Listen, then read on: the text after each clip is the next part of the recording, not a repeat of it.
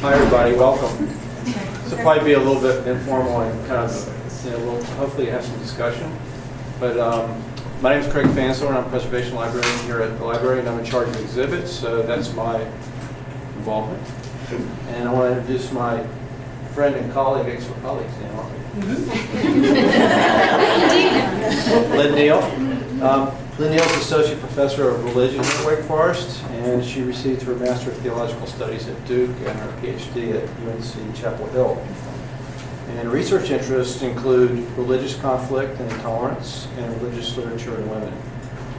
She's the author of the 2006 book, Romancing God, Evangelical Women in Inspirational Fiction, which we hold here in the C. Smith Reynolds Library. Thankfully. And she's also the author of a new book, which we don't hold yet, but we will, Religious Intolerance in America.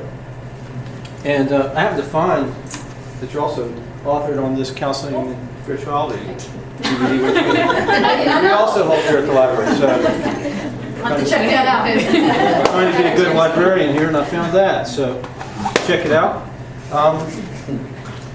And we're just going to talk about our experiences last fall here at Wake Forest when we did an exhibit together.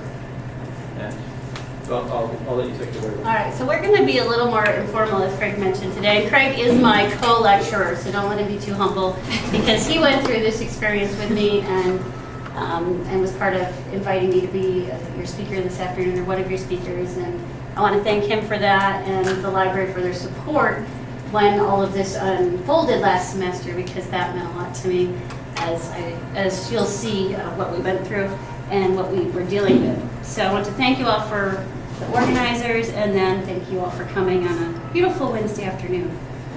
So we wanted to share a teaching experience from last semester, a controversy that emerged, and then use that as a jumping off point to discuss larger issues of academic freedom, conversation, and debate.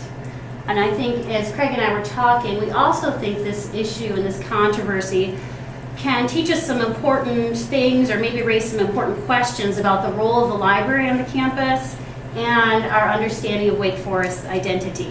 So we'll begin with an overview of the controversy, because I know some of you know more than others, and then move toward our discussion.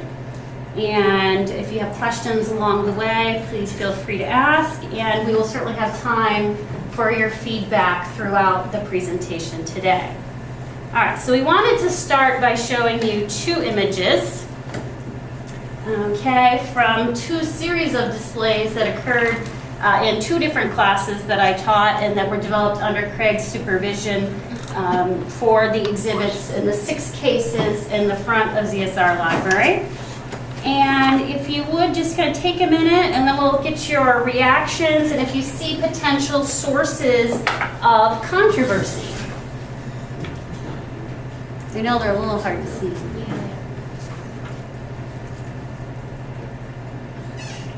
Anything jump out? Well, the Pope and the sex. Yeah, we have here some problems. This is a little boy being abused up on the cross. All right. Here, a priest leading these young innocent women in chains toward the convent. Okay, another boy being abused here. These are a bunch of Mormon women in bed with Brigham Young, I believe. And this one. Anything about this one jump out at you? There's a swastika in it. Oh. There is, you can see it. Yeah. Okay. Anything else? Well, if you had to say which one caused the controversy, what would be your guess? This one, probably. But in fact, this elicited no comments whatsoever. We had a series of 6 displays, sex, power, who is an American, very controversial images. That stained glass window, Yeah. boy, I'm shocked I could get any response, because it's... Yeah. Yeah. Oh, I remember that. I mean, it's portraying sexual abuse, but it's using the stained glass window as kind of a metaphor. Mm-hmm. Right. Right. In fact, we had one complaint about this display and the fact that the person actually appreciated the Theosophical Society and wanted to know why it was grouped with a bunch of cults in the rest of the display. So it wasn't so much an indictment of the display, but in terms of its placement or categorization with the other displays at the time. However, it's important to note that cult was not used in the display, that word, nor was it used in any of the other 5 displays at the time. So that association, or that negative association, was made by the patron, not in the actual content of the display. So let's talk a little bit about the controversy that erupted last semester. I'll let Craig kind of talk about how we prepared the students for this assignment, and then we'll go into the actual content of what happened. Okay, so I've got my exhibits, dog and pony show that I take the classes. So, and the whole idea is to, these students aren't necessarily graphic designers or anything. It's just a way of getting them into making something that looks presentable in the library and also is acceptable academically. So it's how do you take some kind of topic that might be a 3-page paper and convert it into something that's the 3-dimensional portrayal of the same content. So I'll just pass around this stuff and you can just look at it. I have a little handout and it just has tips and do's and don'ts, and has some ideas for the class to use. You just pass it around, and then I have a little. These are the important elements of a good exhibit handout. You have something really big like a focal point. You have some text to explain it. You have some photographs, and of course a library book. So pass that along, and then I also just bring this stuff, which is from past exhibits, just showing what students have done. And there's the puff paint Mayan calendar, which quite lovely, and just Sumerian head of some kind. Students did this stuff, and it's nice, So talk to them about how to use photographs, text, and labeling. So these are just some samples from students that have done exhibits in the past, just so you have. It's always good to have a 3-dimensional prop when you're talking. So I explained to them, what the elements of a good exhibit are, and that they're telling a story. And the other idea is that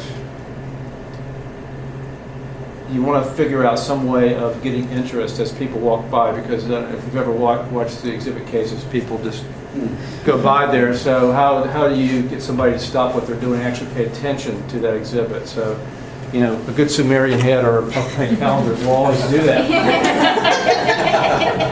So that's basically it. Just haul that into Yeah, and he brings much more examples to class, but I've had Craig in class twice for the 2 different times that I've done this assignment, and he does his presentation, and in this particular class, we did the presentation, and then Craig laughed, but we still have lots of class time left, so we discussed some of these issues more in depth about kind of what would you do in terms of boundaries of content in terms of these displays.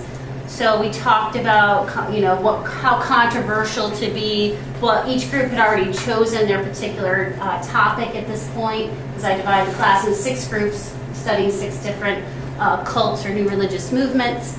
And we talked about particular issues each group might confront. Too controversial, you're going to need to tone things down. Or actually, your group is a little boring and people don't know a lot about it. Maybe you need to think about what that interest piece will be.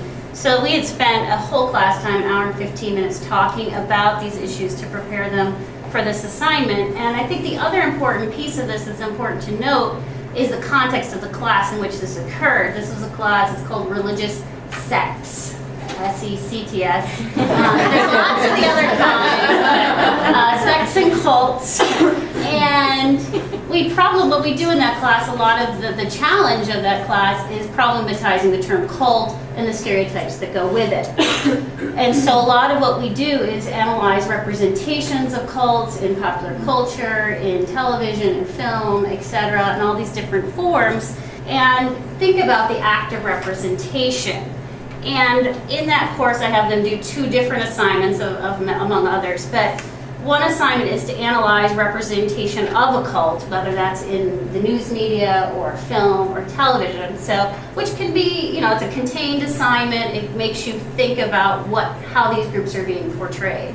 But the kind of flip side of that was this particular assignment, because it's pretty easy sometimes to critique what someone else has done in terms of portrayal or representation, but it's very different than to have to engage in the act of representation yourself.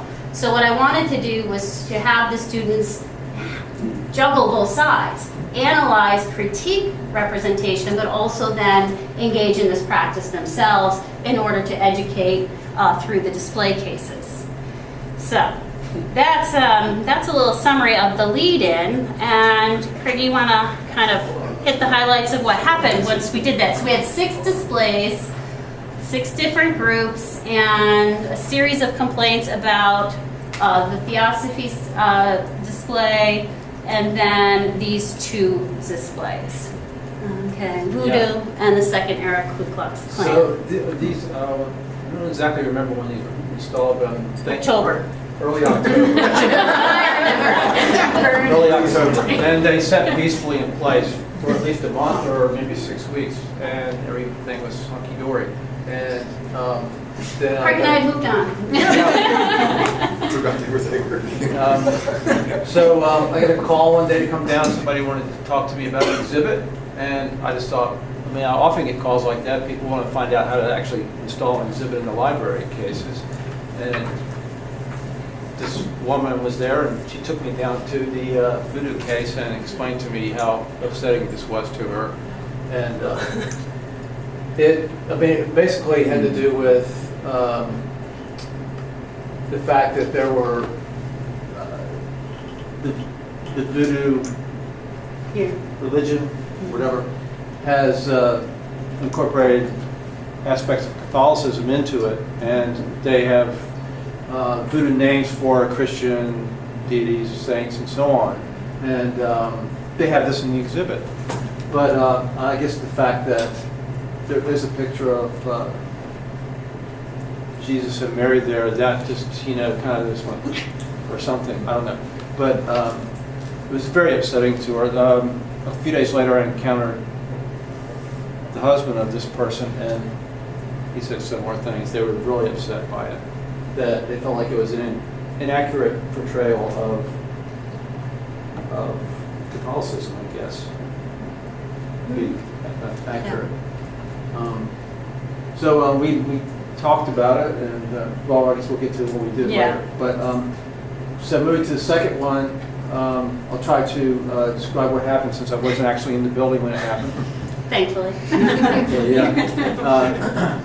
So an individual who was a student here came and complained about this and wanted it removed, and I think Mary Beth handled it expertly, and basically just told her we would take it down. And so this individual went and got a university policeman and came back, wanting the policeman to enforce Arrest it. them. So we did take it down, and this individual went on to complain. Just let your mind run rampant. And that's who this person complained to. Imagine anybody. You see the people CC'd on all these emails. Imagine anybody on campus and beyond. They complained about this. What did they, what was their focus of it? I think it was just upsetness just about seeing that burning cross and the Ku Klux Klan name more than anything else. This exhibit actually did what Lynn was saying, and it tried to interpret what the Klan was about and how aspects of Christianity were connected to the Klan, right? Yep. Correct. And if In the you'll previous notice- case, that woman was Roman Catholic. Was the person who complained about this African American? She was. Yes. Okay. She Yes. said she did for it several times. Okay. And you'll notice here that a lot of the images they chose invoke Christian symbolism, which I think is what was kind of emphasizing their point. Is a lot of people think about the Klan and think about it as a hate group, and that's certainly accurate. What they don't realize are the religious roots, particularly of the Second Era Klan. And so what this group wanted to do is to kind of better understand the role of religion in this history of violence that often isn't talked about. And so they chose things, like this is a recruitment poster for a Klan meeting in a church. And here's the March on Washington in the shape of the cross. It's a symbol of the burning cross, which for the Klan is they interpret as taking the light of Jesus into the world. And then this one is the Klan arrayed in a church, and you can't read that, but it says Jesus saves right there. So they chose the imagery, and they struggled with this. I talked with this group many times about, what about this idea? Pull it back, but they used religion and their argument, which was about the religious roots of this group, as the kind of way they decided what to include and exclude. I just want to say also that a year before, when we did the religious intolerance exhibit, there was ample KKK representation in that exhibit as well, and nothing.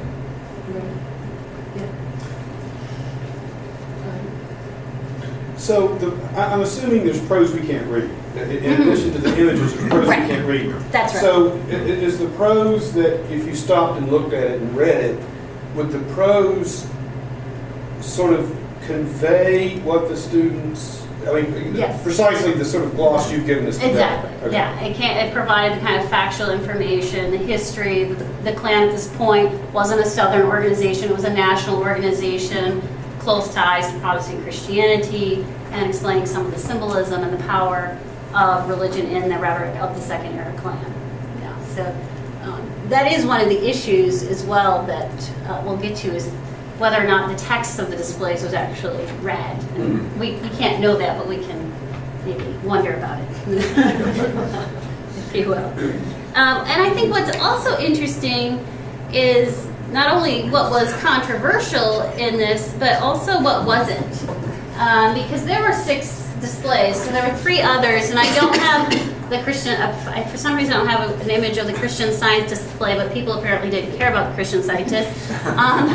But this was the same, in the same hallway. The Rastafarians elicited no comment. There was discussions in this display and the textual components about the sacramental use of marijuana, and those kinds of issues elicited no concern.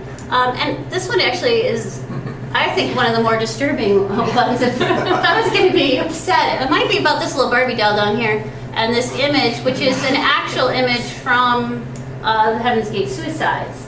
And there was no kind of comment on this display either. So I think it raises interesting questions about what evoked reactions and why, and then what didn't. And perhaps it's easier to kind of write off Heaven's Gate as something that's silly, or they're gone, we don't have to deal with them, or even Rastafarianism that might seem more foreign and less familiar than the other 2 examples that we looked at, and perhaps not as threatening. We could talk about why. So you want to talk about your reactions? I'll talk about mine. Yeah, I think my initial reaction to both the complaints was kind of, I was really kind of surprised and shocked, and we've been doing exhibits in different classrooms for quite a while, and like I said, we did the religious intolerance exhibit, which also encompassed that whole space the year before. It had, I'd say, had many more disturbing images in it than this one even came close to, and it touched on pretty much every religious persuasion. So I think as a person in the library staff, the thing that upset me a little bit was I had an unhappy patron looking at me and telling me they were unhappy, and I think everybody in the library would just say, well, we're going to do whatever we can to make our patrons happy, right? We're going to bend over backwards, which we do on a daily basis, but so my initial reaction was, how can I make this person happy? I think as time went on, I felt like, I probably couldn't make her happy. So, but I think the initial reaction was kind of disbelief and surprise. Did you feel you couldn't make the patron happy in both instances, or one instance, or? Well, I did actually come in contact with the second complainer. You did not? Face to face? No. I did talk to the Dean of Divinity School briefly, and Dean of the Library, of course, several times. But yeah, with the first instance with the voodoo one, I had this feeling that there was going to be a little that would satisfy them, except for just removing it. Right. And I think that's probably true of the KKK one as well. I think this removal would have been the only thing they would have been happy with. And I will tell you that that is the truth. Yeah. That's all. Yeah. The KKK situation was around a student, but the voodoo, was that a student as well? You said it was a Those are married faculty couple? members. Oh, so they were academics. Yeah, so I'd say that's probably one of my surprise and was And they had no was problem even higher. with You know, I was like, acceptance. what? I was pretty shocked because I mean, well, we'll get to the fact that this is an academic setting. It's their classroom assignments. They're done in that arena. So yeah. Well, and I think a couple of things that struck me too is, well, Craig was we were in constant communication after these, and I know others were also involved, but we had this series of emails. So after the complaint about the voodoo display, Craig emailed me, we kind of strategized about how to respond to this, but my response was similar. I had just turned in my tenure file. Anxiety was pretty high, so this is why I remember the timeline. So it was surprise, dismay, I remember one of your emails that you just said unbelievable. I'm sure there were many things. But, so there's a lot of some fear, some anxiety, especially as the email list kept going on and on. And so we talked about different options. We talked about, should we take the displays down? Should we leave them as they were? One student recommended covering all the cases with paper and marking them censored. I kind of thought at one point during when all this kind of happened over like 3 days, all of this kind of unfolded, but I kind of thought maybe we should take down just all the images and leave only the text so they would really read the text. That didn't probably go over well. That's why we didn't do that option. But in the end, what we did was decide to add additional explanatory material to the two displays that were most in question, the voodoo display and the Ku Klux Klan display. So I drafted these things with, Chris was a member of one of these groups. We drafted this in concert with the students that made them, and I was in communication with those students, so they didn't feel like they had done something wrong, because I don't think they had. They had researched these groups, studied these groups, took great care in what they had presented, and I didn't want them to feel in any way that they were being, slighted, or that their work was being slighted. But we agreed that sometimes we have to compromise, and our educational efforts aren't always as successful as we might hope. We added these little displays to the front of the case, or these little explanations to the front of the cases, so they were kind of set apart on the glass. Craig braved the waters at the front of the library, and posted those for us. I'm not sure if it was an effective response, but it was the one we could live with, and that we had discussed with Lynn Sutton and various other parties involved, and thought this was a good compromise to kind of address these concerns. What are your thoughts on that? I think that's a good solution.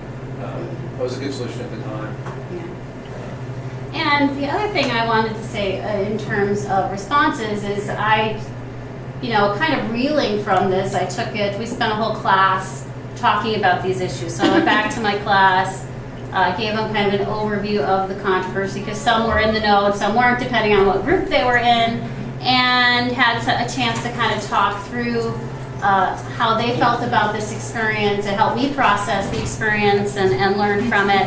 And I want to share this. I shared these with Craig and Lynn Sutton as they were also involved in this. So you could see a little sense of how the students responded. Okay, because I think that was a really important part of this whole learning process. You can see from the first quote, the sense of surprise, also dismay, like Craig and I, and their interpretations of the event, which, if I had to make a point about representation in the class, I made it in a way I never thought would happen. But I think it's really interesting. These are just a smattering of many insightful comments that they had. Here about, this was a female student involved in the creation of the Theosophy display, taking great care in terms of the phrasing they used, the text they created, which images, and just the ways that wasn't paid attention to, and how she felt her work was kind of ignored or slighted by the comments in terms of the Theosophy display. And other ones, I think it's kind of interesting that the point about representation or misrepresentation of cults clearly was made abundantly clear and through these displays and this whole controversy. So this student, once they kind of got over their initial surprise, not so surprised because of all the things we talked about in class that semester.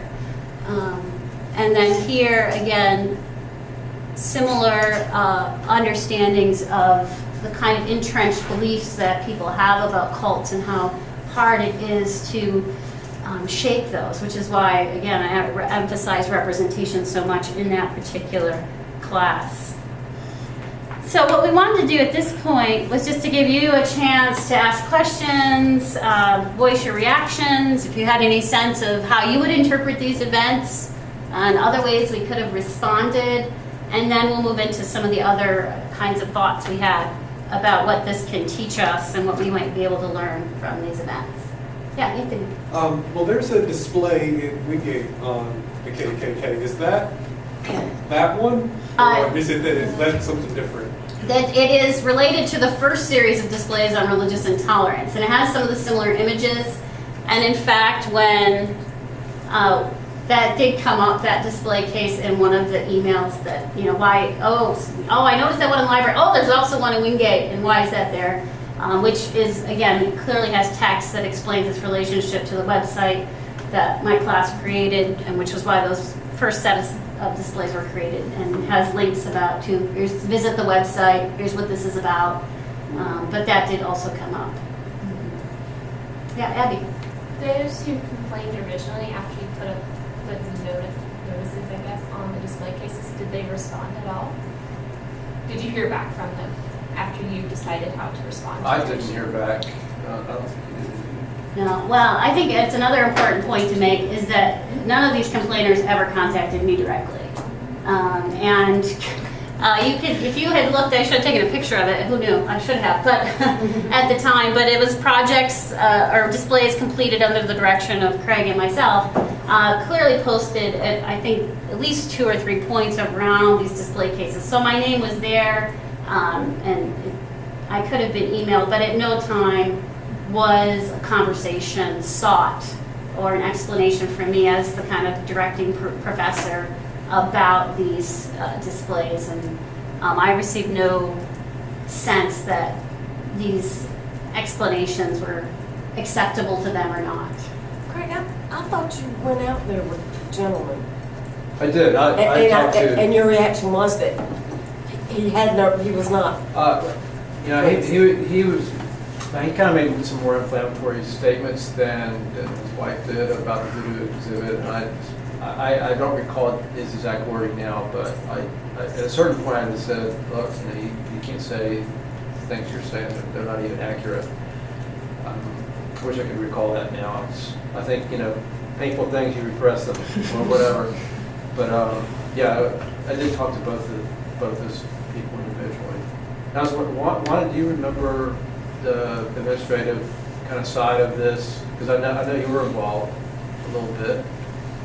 Well, personally, when I hear somebody complain like that, I've taught myself to first empathize with them. I wanted her to know that I sincerely was concerned that this bothered her. Then I tried to explain it. So I just wanted to say that I think those little explanatory, whatever little notes you put, they did help because it said everything in the right context. And I happened to also be out there that day when the little 6th grader said, "Oh my God, are they Ku Klux Klan here?" So I was there when I heard all of it, but I was trying to let her know, you know, that it wasn't the way it appeared and that it wasn't that intent. So my concern was from the standpoint of, this is a library patron who has come to me with an issue. I want her to know that I am hearing her. I am understanding what she's feeling, whether it's right or wrong. It is academic freedom for her as well to be able to come to us and say, I find this offensive. So I didn't want to just shut her out or to just say, oh my God, you know, I wanted to listen to her. I took her contact information. You know, I did everything I thought that was the right thing to do. It didn't change the results ultimately because it was just a display. But she, as a student, didn't know that, I think. From her standpoint, what I was hearing her say was that she was offended by it. It bothered her. She didn't want to even see this because of all the things, emotional things that it did to her inside. So there's always two different sides of it. And then I think that it's good now that if this becomes a part of the practice, is that when we put these displays up, that they always have this little explanatory note, because then that sets the context right. So they're lesson learned on both sides. Sure. Right. Yeah. Right. We discussed that in a meeting we had with Lynn Sutton, that from henceforth, be like a little, you know, use the easel with a little, okay, these were done in the context Just of let the them know it's a class for these class, purposes, and, or having a handout, or I think it'd save more paper if we did like just a little sign, something like that. Other questions? Yeah. Did you encourage, you didn't talk to the second person, but did you encourage them to contact you? No, I didn't actually. I didn't. You did not? No, I mean, I didn't encourage or discourage. I just talked to them. I'm just wondering what thoughts you have about why that didn't happen. Why there wasn't, you know, were people not clear that it was a part of the course, that there's a professor who, you know, out of whose course this came, and if it's an intellectual or academic issue, you would think they would take it up with the person who's responsible. I think, well, this is my perspective. I think that it was a visceral kind of reaction on the part of those two people. Just like with the KKK one, that was kind of just a visceral reaction. And I think, I don't know that they actually cared to contact anybody. I think they felt like they had to speak their mind. And both of them did to me, you know. I listened to both of them. But like Lynn said, both our names were by every pair of cases. So there was 3 or 4 separate signs out there saying, these exhibits are done in the classroom here, Dr. Lynn Neal and Craig Vansler. So it wasn't like a secret. Yeah, and I will say, in terms of the complaints about the Klan display, that at some point I had responded through a listserv and added, you know, this explanation in the classroom for these purposes, much similar to what we added to the actual display later. And I think this was before some of the escalation occurred in terms of, as this went kind of up different chains. But, you know, so they had my contact, they had my email, my explanation. Even despite that, I was never contacted.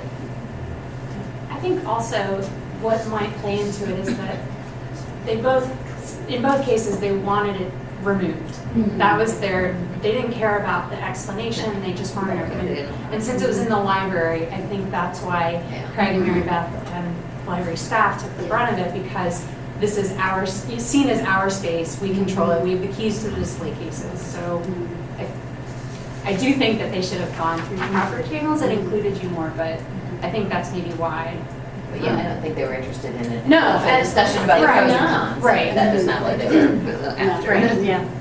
The pros and cons of that display space are that, on the one hand, there's no way to avoid it as you go in and out of the library, and on the other hand, there's no way to avoid it as you go in and out.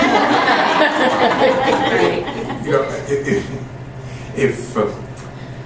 if we want to stimulate discussion and controversy, imparting of information that people otherwise would avoid having contact with, and this is obviously the way to do it, but then if there is some trigger there that is going to get to people, there is no way not to go past it as you go in and out of the library. You know, and I've been thinking, okay, how would it be for me if, you know, well, the Klan exhibit was upsetting enough, just because the images are upsetting, but how would it be for me, you know, if it were Nazi regalia? And I think that, I know that I wouldn't have protested, but I certainly would have understood the discomfort of someone having to confront that every time they were simply coming into the library, you know, in order to do something completely different. You might see it once, engage with it once, interact with it once, and after that, it's enough already if you're in here all the time. So, you know, does that suggest that perhaps there might be, those cases might be used for heralding a display that is visible somewhere else in the library? I mean, I wonder if that might not be a possible approach, such that people could choose to go or not go to see it. And if they go to see it, then presumably they would be making a voluntary effort to engage with this material at whatever level of disturbance it might hit them. But it would not necessarily be something that they had to subject themselves to every time they walked in or out of the door. Interesting. But you're raising an interesting issue there in which a single objection then prevents all the rest of us from seeing the exhibit. I Or think directs the way we have to see it in some special way. The other thing I'm is, just you adding know, as there's no way for us to anticipate this would happen. And in fact, the semester or the year before, there was a lot of imagery up there that was equally upsetting if it came from a certain standpoint. So I don't know. I mean, that raises the question: should you not explore potentially upsetting material in those cases at all? You know what I mean? Should you, or are those cases off limits for potentially upsetting content? I don't know. That kind of raises Well, that that. also raises the question of if you do choose to put them in another location in the building, that would be the fourth floor study room, which is our biggest study space. So then if you're offended by it at the display cases at the front and now they've moved to possibly the only place you can find a space to study, then you're going to have that confrontation with it again. And So for longer periods. Right. When you're Right, walking and in and walk out, by you can kind or- of do this, but. Yeah. Should read in that Starbucks. As one of the students, I was part of the Buddha group. I mean, to us, the entire purpose of this was to provoke thought and get people to second guess or rethink their preconceptions. And so they would look at it and say, oh, what is that? And then that would draw them in and learn. And so we had understood that there might be some, well, what is that? That's not something I necessarily agree with. And then hopefully that would get them to learn more about it and then rethink that. And so it just never occurred to us, at least. The first thing I thought was, well, did they read it? To me, it was quite clear. After this, I brought two of my friends who are devout Catholic. I said, what is wrong with this? I asked them, what is this? And they said, well, they pointed out the two images, and then they read it. And I said, oh, okay. I'm Catholic, and I'm devout, I guess. I mean, I go to. You are. I go more than once a week to mass. Okay. And I didn't see anything offensive in that, and and I think maybe that's the confusion that I'm encountering, and maybe you didn't tell me that this has happened. So I'm a little shocked to hear about that it was an academic that complained about this. We were too. Well, I'm still maybe- understand on that one why they had no objection to the, nuns being let off in chains and boys being having sex with them, but they have, that just didn't get it done on. But I mean, if you have any understanding at all of Catholicism and living in America, and understanding that, you know, voodoo is a very fluid line for practitioners of voodoo. They do see themselves as Catholics, and you know, it forces stereotypes about Catholics, you know, idling things, and you know, to the other extent, I'm embarrassed of. Well, there were a As a lot of Catholic, I'm issues, embarrassed. as this kind of came up, of groups then being afraid of being, well, I'm not that, you know, I'm Catholic and I don't agree, and okay, I'm African American and I don't agree, and people being afraid then of being kind of lumped with the people that complained that they didn't agree with, and, you know, so the levels of this were, I mean, I think complex and hard to kind of tease out, and how do you kind of deal with this. For Craig and I, when we met to discuss this, I don't know, these are the issues that came to us as we had our conversation that maybe we can prompt some additional thoughts, because we've already talked about some of these, but I do think there's something about, you know, putting religion on display that's different perhaps than some other subjects of study that lends itself to more controversy because of the emotional, personal investments many people have in religious life. And it's probably the same reason when I sit down on a plane, I don't really tell people what I do. Because, you know, I just don't want to go there or start these kinds of conversations. But then again, here I go, right? And I do this. So, but I do think there's something about, you know, talking about religion in public, but then complicating that even more when it's particular groups that we had presented in these cases that were particularly controversial because the stereotypes of cults are so entrenched. And trying to confront those stereotypes, I think, elicits particular kinds of reactions. And particularly, if you notice, the two groups that elicited the most controversy were the ones that had the closest ties to Christianity.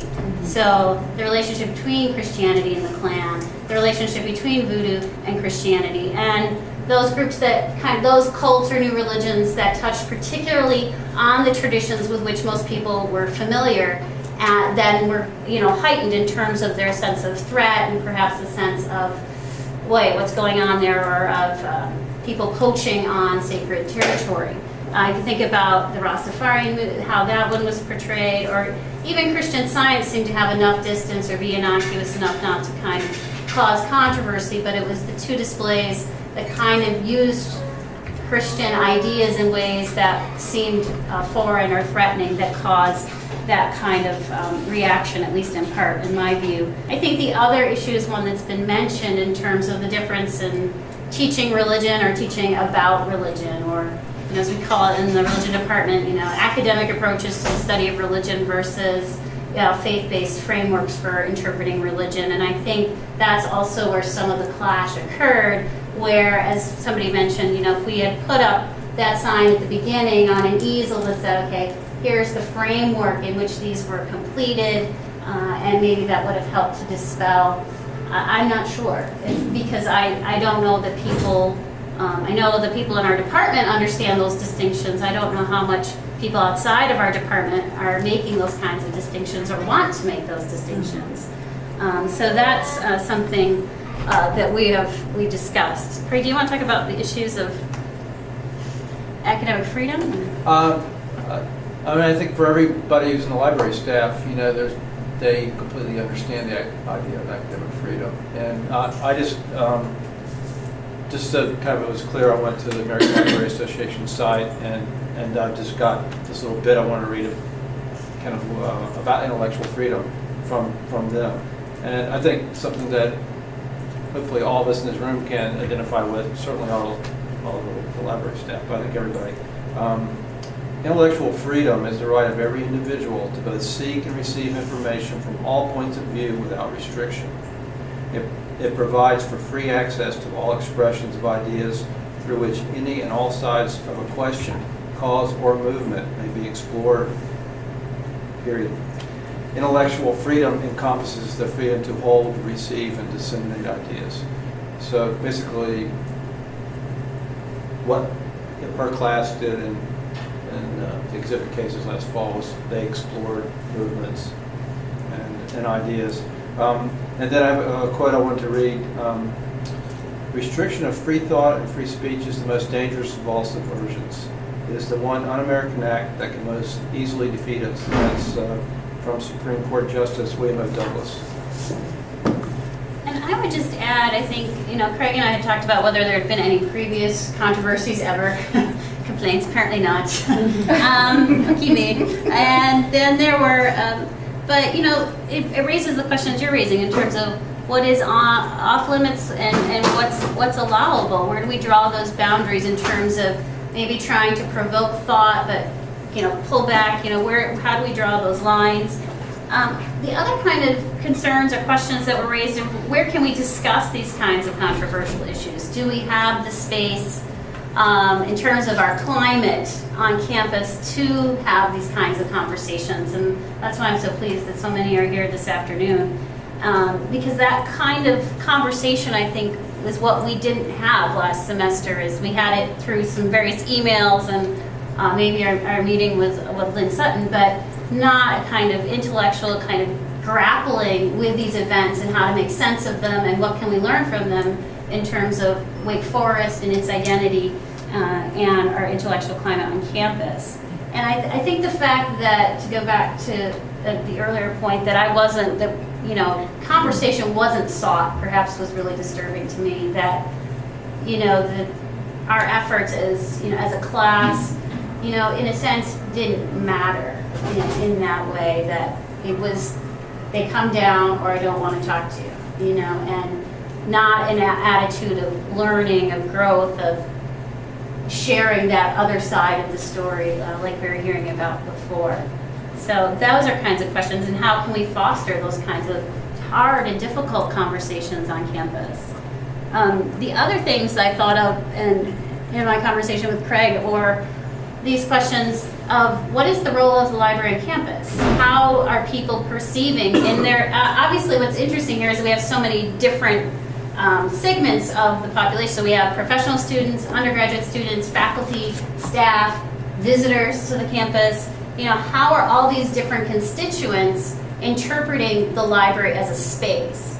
Is it just a place to go get coffee or to print out their a journal or paper before class? Is it study space? Is it challenging space? Is it supposed to be unchallenging and just kind of safe? Because that was some of the language that was invoked in terms of the Klan display, is that this makes the library not safe for me. Okay? And what kind of descriptors do we want attached to the library in that sense, and what do we want it to be known for on campus? And I think the kind of the other issue in terms of Wake Forest identity is what kind of came home to me in a different way, was that clearly we're not all defining Wake Forest in the same way. And I think, there are different Wake Forests for all those constituencies that I mentioned. And some of that depends on our departmental affiliations, our disciplinary boundaries. But I think it also depends how long we've been at Wake Forest. If we know the old Wake Forest, if we have no meaningful recollection of the old Baptist Wake Forest, or if we do, how did those kinds of memories and histories impact how we see the library and some of these issues on campus? So we welcome any kinds of thoughts, other questions on these issues. I wonder, I don't know if it would be possible to do it with these courses, but if you do this type of thing again with the exhibits, maybe like a forum or like an exhibit opening where you set that framework, and you're not going to reach everyone, I understand that. Sure. Panel But discussion. yeah, or part of the lecture series thing, even if you wanted. But obviously it's hard to do that in a semester long course, but.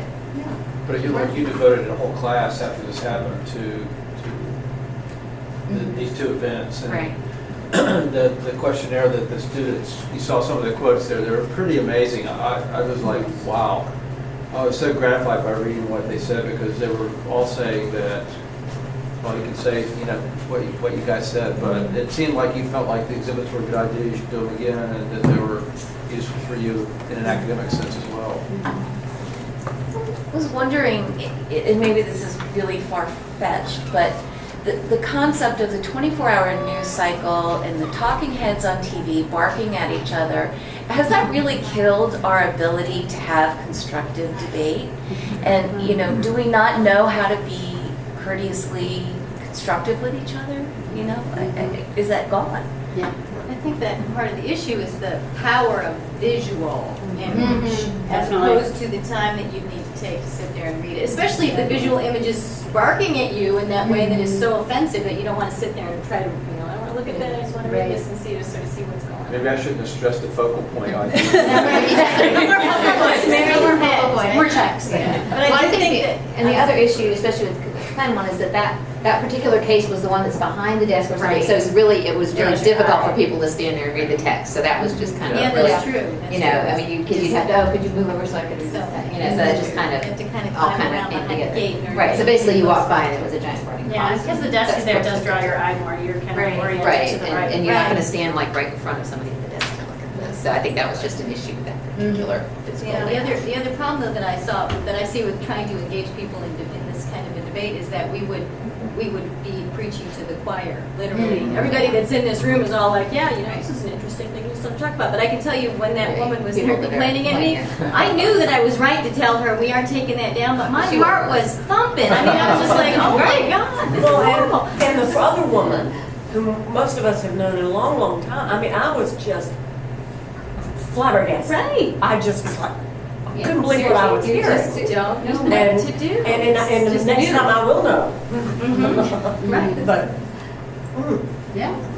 I think also the other thing is this happened something like a month after the Right. displays went up. Right, yeah. So they Why kicked us on should it something. right, I mean, so they were already out of our minds and all of a sudden.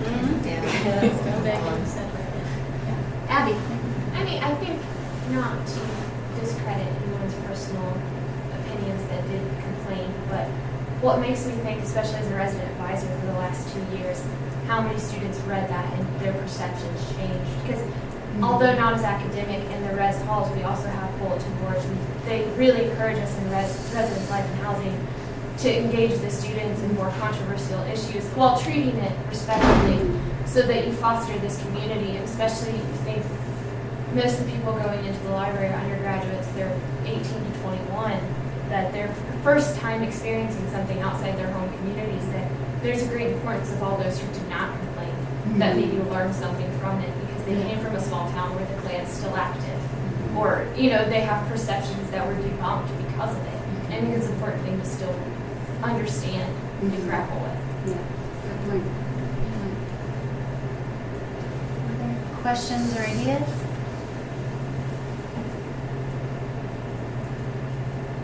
Final thoughts, Craig? Thanks for coming. Thank you both for doing this. Well, let's just,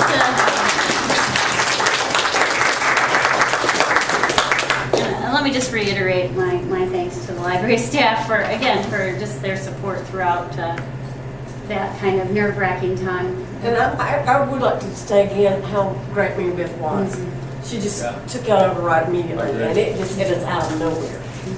And those, and you should tell them who she is, because maybe some people don't know. Mary Beth Locke is the Director of Access Services.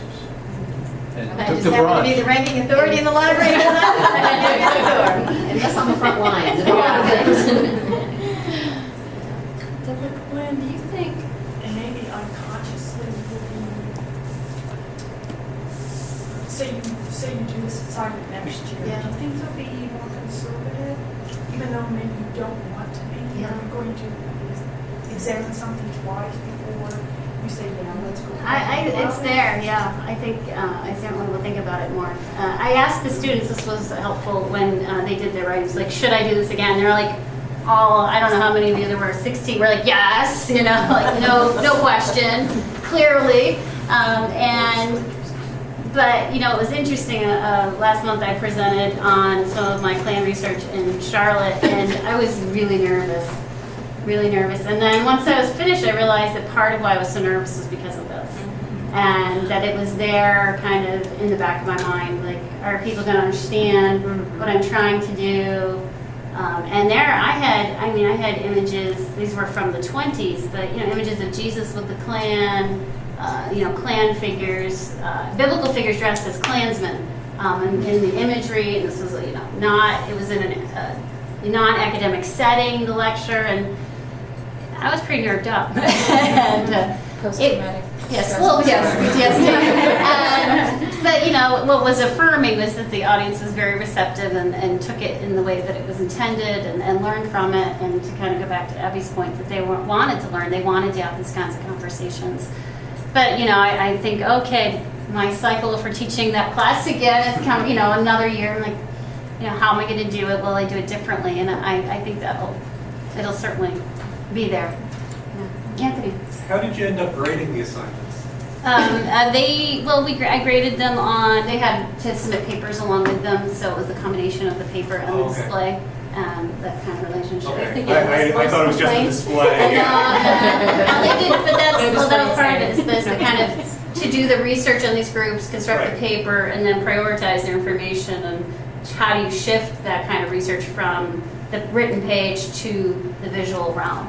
Yeah, and prioritizing information, and what to include and exclude, and how to present it. So they grappled with all of that. Tough. Thank you all for coming. Thank you. 8 degrees